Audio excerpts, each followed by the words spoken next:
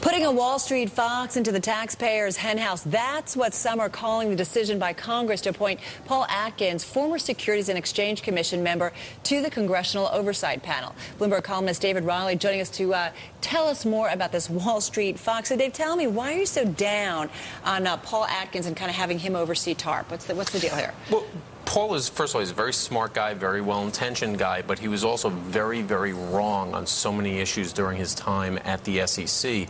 And he really led a lot of the deregulatory push that we saw a couple of years ago that a lot of people think now set the stage for a lot of the problems that we saw on Wall Street. And in doing that, he diverted a lot of the resources and the attention, the energy of the commission away from looking into what we now know were a lot of the hidden risks building up on the streets.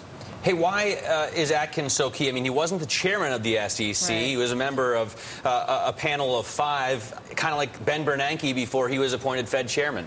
Right. He wasn't the chairman, you're right. He became sort of the power broker on the commission, though. Especially under Christopher Cox. He was the person who sort of set the terms of the debate.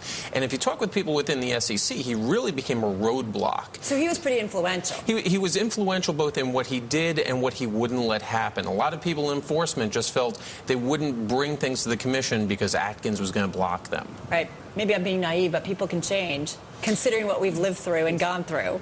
Well, I don't think he has. I think he still believes that regulation is more of a problem than the answer. And that becomes an issue now when he's on this panel, because this panel, besides overseeing TARP, is also looking at some of the issues of regulatory reform that that the Congress will be looking at come the fall.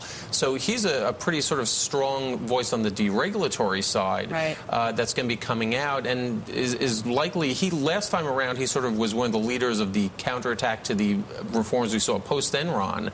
And now what we'll likely see is a similar backlash at some point, even before some of the reforms get into place that we're hoping to see now after this crisis.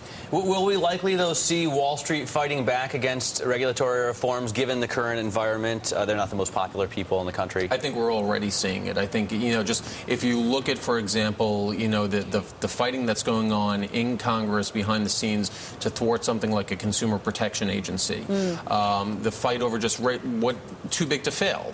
They don't want anything that really curtails that. Why worry about it, though? Considering the public outrage that we've had up to this point, won't that kind of keep this, checks and balances here, we can hope? Well, I think the danger is that we just go back to the status quo, and so we still have these too big to fail firms. We don't know how we resolve them, how we live with them, and so anything that blocks change on that means we're still living with a big problem. Hey, David, thank you so much for joining us. David Riley, by the way, Bloomberg News columnist, and the opinions he expresses are his